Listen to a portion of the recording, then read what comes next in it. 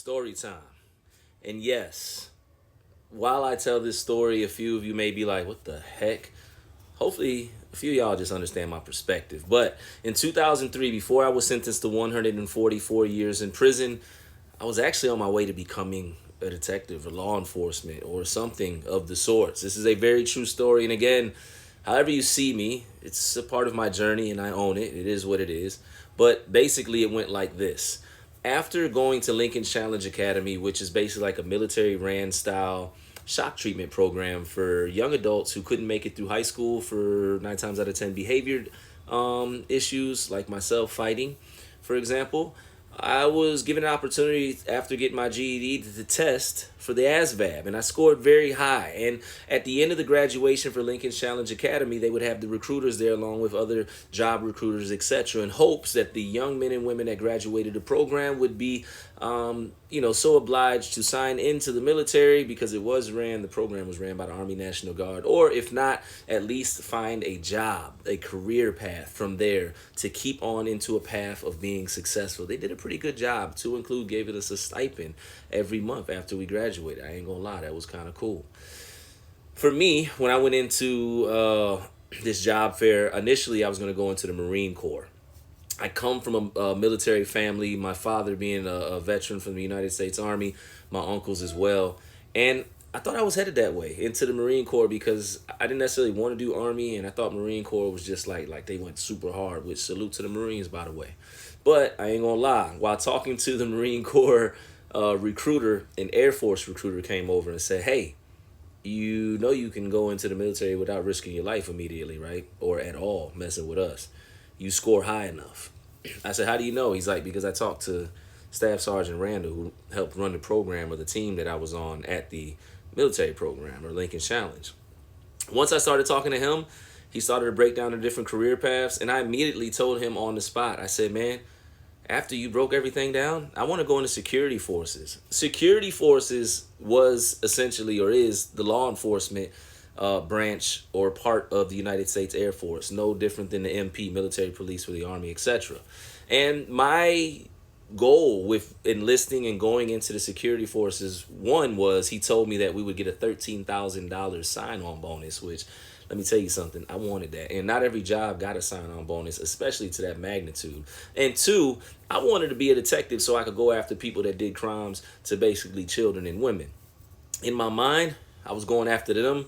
I was going to let everybody live. You might not have agreed with the type of police I was going to be, but that's just how it was. I grew up in the hood. I wasn't really focused on, people that, I don't know, I felt like got victimized by the system and committed certain crimes because of the environment they were in, as much as people that went after innocent kids and such. So I thought this would be my career path. But ironically enough, destiny, life, etc., would have something else in store. And I'll tell you this, on the way to the Air Force, recruiters, assistance program, doing all this stuff, or on my way to going into basic training, there was a 2-week period where I came home from the military shock treatment program or Lincoln's Challenge. And I remember one morning I was coming home from a party. My girlfriend had picked me up. And as I tell this part of the story, guys, please understand, I love everybody. But for the sake of the story, it's true. And what's true is true. And it needs to be told. So as we were on our way back from this party early in the morning, she had picked me up because I was out partying, drinking, doing things I shouldn't have, and I was in no mode to drive. And she just wanted to make sure I got home safe, whether I called her at 3 in the morning or 6 a.m. that morning. Now, what happened next really sucked. If I can be honest, it was race driven. She was Italian, or is Italian, my fault, whatever. And I'm me, and you might be like, what? It was like not the 1800s, but what happened next was crazy. It was a chain of events that happened sometimes in this country more often than we think. We were pulled over by a police officer that didn't like other races, to put it simple. And he immediately told me that. He immediately said in so many words, hey, this is about you. It's not about her. And here's the kicker. I was not driving when we got pulled over. She was the one that was driving. And when we asked why we got pulled over as she did, he immediately said, because he's not wearing a seatbelt. Which was crazy is I looked down and I was wearing a seatbelt. I realized immediately, because this was not my first opportunity to cross paths with the Chicago Police Department or law enforcement in the area, that this would be a situation of where I ran into a cop that didn't like people that were of a certain shade or hue. You see, Chicago's still very segregated, regardless of what people say. Yes, it's modern, but it's segregated, man.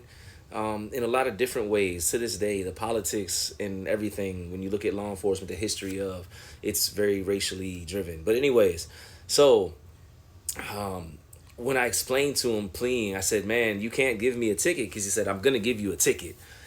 Because essentially I shouldn't have asked him as well why we were getting pulled over, because when she did it, it was okay. But when I did it, it was an issue. And immediately he said, I'm going to give you a ticket and you're going to need to go to court. And I said, man, I'm getting ready to go into the service, the United States Air Force. I'm going to be security forces. I'm going to essentially come home and be one of y'all one day. He didn't try to hear that. I said to him, I said, yo, if you give me this ticket, it's going to mess up my pathway into the military. They told me I can't get in any trouble while I'm out here waiting to go to basic training. Of course, he didn't care. He wrote me the ticket and he tried to ruin my path.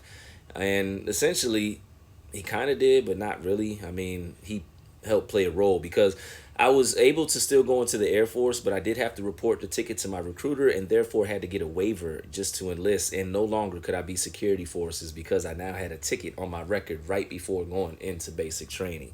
And then from that point, I had to get put into a different type of career path in the military. I chose the mechanic field and ended up being a special and heavy equipment tech, which is basically like a diesel mechanic essentially. But I had no passion for it, didn't love it, and did not enjoy my experience in the military, which ultimately led me to not caring about my career and getting into trouble.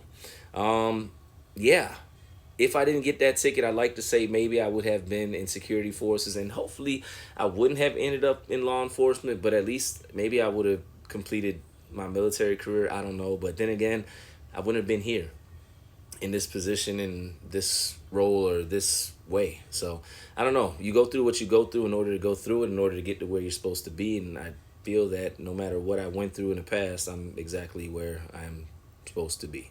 So yeah, brief story on how I almost became law enforcement. Please don't judge me. More stories on the way. Man, from almost police to prisoner. Peace.